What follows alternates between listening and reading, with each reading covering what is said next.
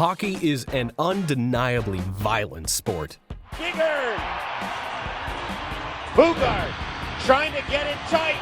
Lands him. Players are bigger, skating faster than they ever have, and as a result, hitting harder. The injuries that result, meanwhile, are far from new to the game. However, some of these injuries have ruined star players and stopped them from reaching their full potential. Some even went beyond on-ice injury to addictions and accidents. In this video, we'll show you 10 moments that ruined NHL players' careers. Starting off at number 10, we have Cam Neely. His early days with the Vancouver Canucks was a warm-up act for the main event in Boston. He starts off on Vancouver's third line, not getting much love because of his power play. And his stat sheet is very gloomy. Vancouver, 51 goals but a -54 rating in 201 games. Now, when he moved to the Boston Bruins, Neely's like one hell of a hockey player. 363 games, 221 goals, and a sweet plus 102 rating. He has broken the 50-goal barrier not once, but twice. But during the 1991 playoffs, he received 2 knee injuries in the Prince of Wales Conference Finals. This moment ruined his life as a hockey player. Because of the knee injury, he couldn't play well anymore. The problems with my left thigh and then my left knee wasn't the one that was shown. It was a different hit. I actually went to go hit him in the corner and he ducked. His prolific career came to an end at just 31 years. Coming up next is Eric Lindros. This is the most unfortunate case of talent gone to waste due to injury. The sky was the limit when the Flyers traded everything but the kitchen sink to acquire Eric Lindros. But an outrageous amount of concussions limited his impact on the organization. Lindros scored more than a point in each game he played in the NHL.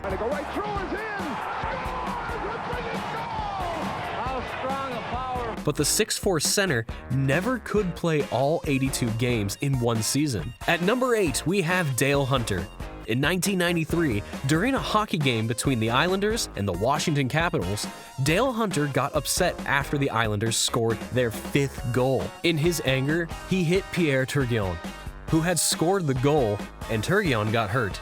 Because of this, Hunter was suspended for the first 21 games of the next season. Dale Hunter's suspension was the longest ever for an on-ice incident. Pierre Turgeon continued playing in the NHL for 15 more seasons, with different teams like the Islanders, Canadiens, Blues, Stars, and Avalanche. In 2005, he became the 34th player to score 500 goals in NHL history. After the incident with Turgeon, Dale Hunter's career took a downturn. He played 6 more seasons for the Capitals and 1 for the Avalanche, retiring in 98-99. Before the hit, Hunter had impressive seasons with 70 points or more, known for his toughness and ranking second in career penalty minutes. However, post-incident, he faced criticism and struggled. In 5 of the next 6 seasons, he didn't reach 40 points. In the 98-99 season, he only scored 5 points in 50 games, but had 102 penalty minutes. It's evident he wasn't himself after this episode. Whether it was a mental thing caused by all of the criticism and abuse he experienced, or if the game had changed and his style of play was no longer productive. Regardless, after this, Dale Hunter's career was forever altered by this cheap shot. Next up at number 7, we have Howie Morenz, who was a really fast and exciting hockey player back in the days between the 2 world wars. He became famous for his super quick runs down the ice, easily getting past other players like they were obstacles. In the first 6 years of his NHL career, players couldn't pass the puck in the offensive zone. So Moren's solo runs were considered the best in the game. In his first year playing for the team, Morenz became the main center and scored 13 goals in 24 games, helping the Canadiens win the Stanley Cup. The next season, he scored even more goals, getting 27. In the 1927-28 season, Morenz was the best in the league with 33 goals, 18 assists, and 51 points. He won his first of 3 Hart trophies. Unfortunately, his successful career in the Hall of Fame ended on January 28, 1937. During a game against the Blackhawks, Morenz went into the corner to get the puck, but lost his balance, crashing into the boards and catching his foot. Earl Siebert, who was following him fast, landed on Morenz, making a loud noise in the hockey rink. Morenz broke his leg in 4 places and was quickly taken to the hospital. He stayed in the hospital for weeks, feeling sad because he thought his hockey career was over. Sadly, he had a heart attack in the hospital and passed away at the age of 34. He had an impressive hockey career, making the All-Star team for 10 seasons in a row between 1934 and 35 and 1943-44. Some hockey experts believe he was only surpassed by Eddie Shore. Next on our list is Pat LaFontaine. The Stars center had an impressive career, but unfortunately it was cut short by 6 concussions over his 15 seasons in the NHL. The first one occurred during a 1990 playoff game as an Islander when a hit from the Rangers' James Patrick knocked him unconscious. His final concussion happened in March 1998 when he collided with Mike Keane. In the 96-97 season, he missed almost all the games after hitting his head on the ice, due to a hard check from Francois Leroux of the Penguins. Despite scoring an impressive 468 career goals, the center, only 33 at the time, played his last NHL game. During an interview where he was recounting his struggles with a neurologist at the Mayo Clinic, he said that it felt like someone came along and ripped all the motivation and personality out of him. He also described the aftermath of his concussions, saying that he remembered being scared because for the first months after his 5th concussion, he was very depressed at times. It got so bad that his wife was really scared because the littlest things would set him off. At number 5, we have Elias Andersson. He was the captain of the Swedish junior team and a prospect for the New York Rangers. Got really upset when Sweden came in 2nd place at the World Junior Hockey Championship. He was so frustrated that he threw his silver medal into the crowd. Andersson did well in the tournament, scoring 6 goals and assisting, but he couldn't score in Canada's 3-1 victory. Even when a Swedish official got the medal back from a fan, the team captain decided to give it away. He said, "The guy in the stands wanted it more than me, so I gave it to him." This caused a big reaction on social media, and Andersson received a lot of criticism. Because of what he did, he got a 4-game ban from the next World Juniors, and people weren't happy about his poor sportsmanship. It didn't look good for the Rangers' prospect, and unfortunately his career hit a rough patch earlier than expected. Andersson's performance for the Rangers in the few games he played with them wasn't very impressive, and things started going downhill for him. While splitting between the NHL and the Swedish League, there were rumors that he wasn't happy with the Rangers.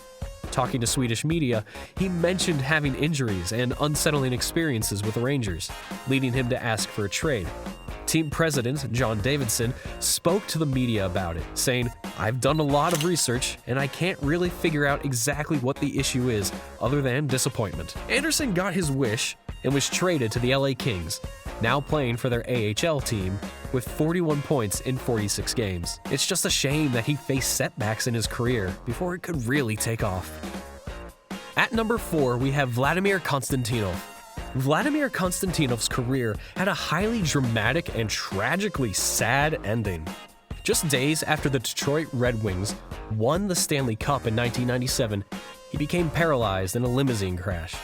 Before the accident, he was one of the Red Wings' top players on defense, known for his physical style of play. Despite his aggressive approach, he only missed 14 games in his 6 seasons with the team. At under 20 years old, Konstantinov had already played over 100 games with one of the best teams in the Soviet Union's top league, which is now the KHL. In 1986, he achieved a rare feat by winning gold at both the World Junior Championship and Men's World Championship in the same year.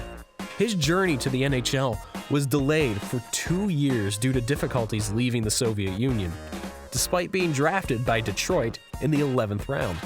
After his debut NHL season in 1991-1992, Konstantinov and fellow Red Wings defenseman Nick Lindstrom were recognized on the All-Rookie team. Throughout the 37-year history of the All-Rookie team, only 4 other Red Wings, including Steve Yzerman, Sergei Fedorov, and Hendrix Ederberg, have received this honor. Breaking into the top 3 is Mike Richard, the player chosen in the first round as the 24th overall pick.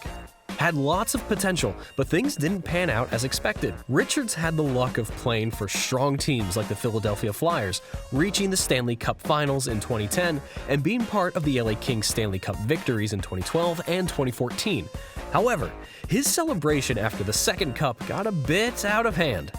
In June 2014, his time in Tinseltown came to an abrupt end when the Kings terminated his contract. Reason? A not-so-great incident at the Canadian border involving controlled opiate oxycodone. Following a year away from the game, Richards made a comeback in Washington, playing 12 games for the Capitals.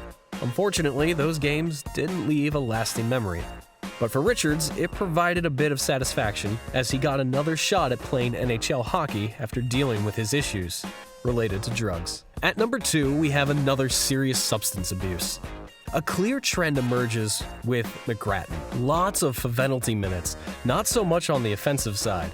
Unfortunately, by the time he got himself together and sobered up, he had missed a whole year of playing time. While it's great that Gratz can inspire new players, what about his own career? McGrattan opened up about the 3 or 4 day benders involving drinking and drugs that he used to go on. McGrattan had to spend 65 days in an alcohol rehab facility before he could step back into the world, clean and sober. Reflecting on it now, he sees it as the toughest experience of his entire life. At the top of our list, we have Devin Setoguchi. Setoguchi traces the start of his serious alcohol troubles back to when the Calgary Flames demoted him to play for their AHL affiliate, the Adirondack Flames, in Glen Falls, New York, during the 2014-2015 season. Maybe the personal shame of moving from the big league to the minors fueled his excessive drinking. Alternatively, the small town life in Glen Falls, with its population of around 14,000, and its claim to fame being the first Phish Halloween musical costume concert in 1994, might have added to some extra boredom to the mix. At first, the 6-foot right-winger Setoguchi stuck to beers. But things took a turn after spending time at a Glen Falls bar with a lonely widower who liked Jameson whiskey. Setoguchi ended up switching to the stronger stuff, downing 2 26-ounce bottles of blended Irish whiskey every day. His addiction reached a dangerous point where he was advised to keep drinking until he could enter rehab. The fear was that stopping abruptly could lead to withdrawal symptoms severe enough to be life-threatening. Talking about life-threatening situations, the NHL has had a lot of fatal accidents that almost lead to death. There have been severing of the carotid artery to breaking of hands. Just click here on the most terrifying near-death experience in the NHL. Also, don't forget to like this video and hit that subscribe button. Thank you for watching.